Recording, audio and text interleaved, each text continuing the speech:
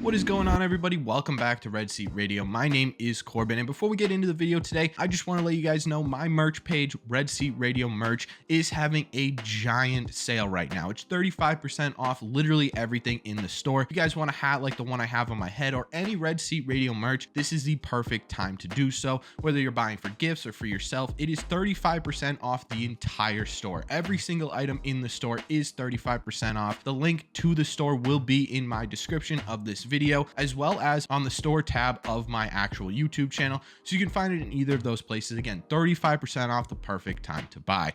Anyways, Wednesday night right before Thanksgiving, the Red Sox made a really interesting trade. It's a trade that's going to be bringing in a utility player that could have a pretty decent impact on this Red Sox team, and it was met with a really interesting response by fans on social media as well. So that's what we're going to talk about today. We're going to talk about the trade itself, why it's so interesting, and what impact it could have on this Red Sox team, and we're going to talk about why it was met with such an interesting response on social media. But before we get into that, do me a favor, make sure you guys have hit that subscribe button if you haven't already. I think we're like 5 subscribers away from 3,000. Let's see if we can get there in this video. Also, make sure you guys have hit the like button on this video as well. It helps these videos out a ton, and it would mean a lot to me. Thank you all very much for clicking on this one. Let's get into it.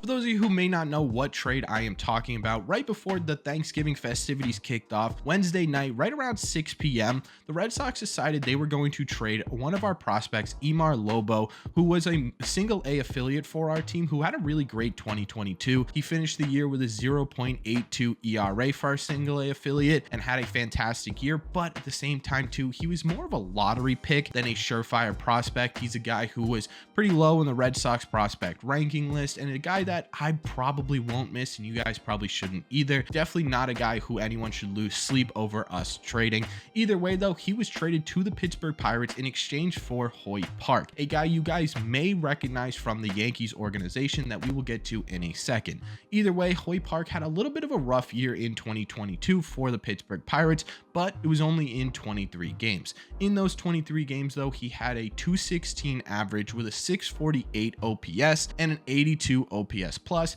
making him about 18% less productive at the plate than the average player in baseball. But again, it was only in 23 games, which means the sample size is really small, so there could still be something there with Hoyt Park. Like I said, you may recognize him from the Yankees organization because at one point he was a prospect in their system.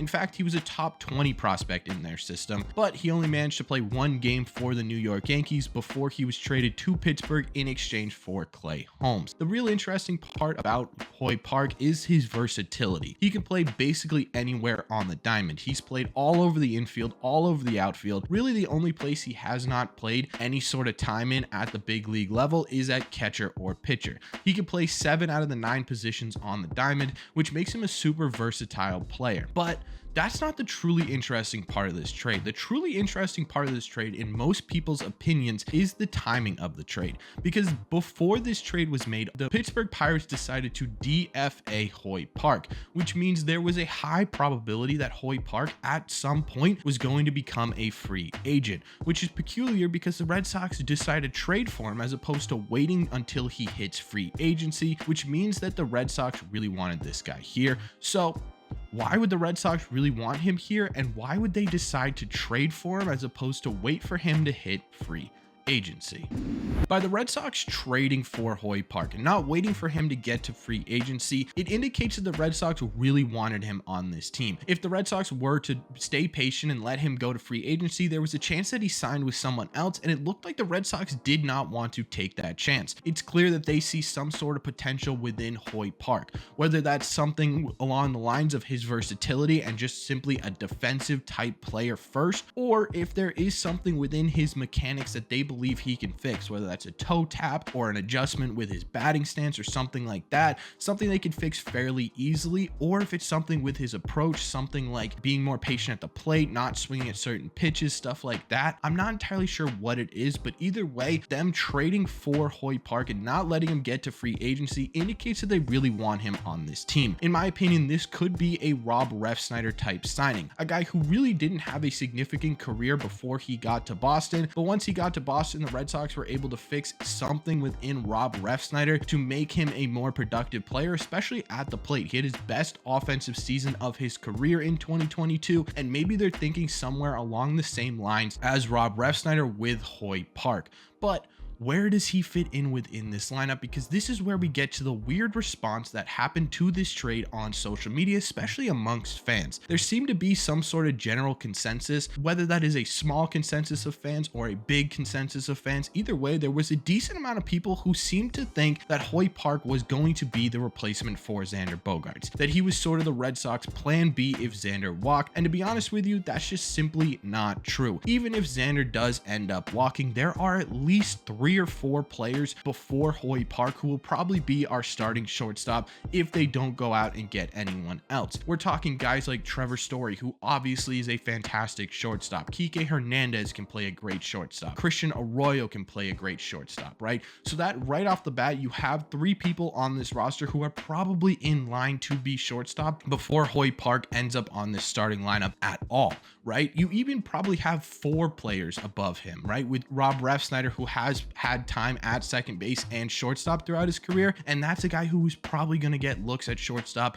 before Hoyt Park even sniffs the starting lineup. So what position does he end up playing in? And it's not going to be the starting lineup. In my opinion, this was a really big depth move. Think along the lines of Yolmer Sanchez, a guy who will probably spend most of his time in the minor leagues, but be that sort of 4th man up if the Red Sox truly need him. We saw Yolmer Sanchez in 2022 make his debut for the Red Sox. Obviously, he wasn't exactly productive at the plate or really on the field either. He was decent, but he did have some pretty big errors throughout the season. They're hoping that Hoyt Park will be a little bit different. He's a guy you can slot into almost any position on the field, and having that sort of versatility in your minor league system if something were to go wrong this season is absolutely fantastic. It's a depth move more than anything. It's a bottom of the roster type move, and it's a guy that we will probably see for about 20 to 23 games this season. It's not a guy who will be in the everyday rotation. That's sort of realistic scenario here. Best case scenario for Hoyt Park is that he impresses really well during spring training and maybe even earns a bench spot, where again, that versatility is fantastic. If the Red Sox are able to make some mechanical adjustments to his swing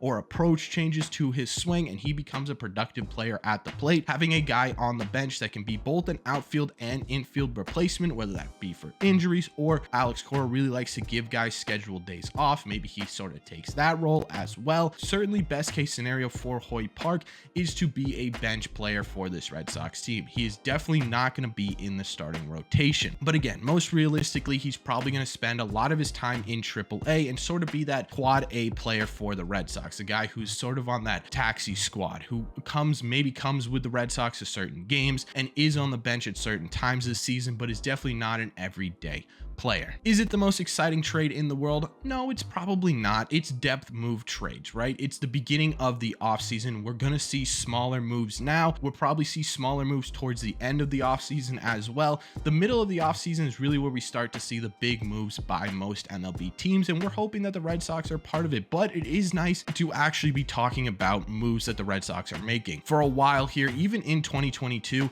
there was no real picture as to what this 2023 Red Sox team may look like. And with every trade, with every signing, regardless of how significant it truly is, it paints a picture of what this 2023 roster may look like. And to me, that's exciting. I don't know about you guys. You can let me know down below. Either way, I think this Hoyt Park trade is really interesting based off of just the timing of everything. And I think he could be a really interesting addition to this Red Sox team. You guys can let me know again in the comments down below what you think of this trade. The one last thing I want to say is I just want to reiterate, this is not a replacement for Xander Bogaerts. This isn't going to be a guy who's in our starting lineup. This is strictly a depth move. Let me know in the comment section down below, what do you think of this depth move? What do you think of Hoyt Park? What do you think about the player that they traded away? If you guys know anything about him, let me know in the comments down below. What do you think of this trade in general? How do you think it affects the Red Sox offseason plans? Let me know all your thoughts in the comments down below. Like I said at the beginning, we are still having that Black Friday sale, so if you guys do want some Red Seat Radio merch, the link will be in the description. Again, that is 35% off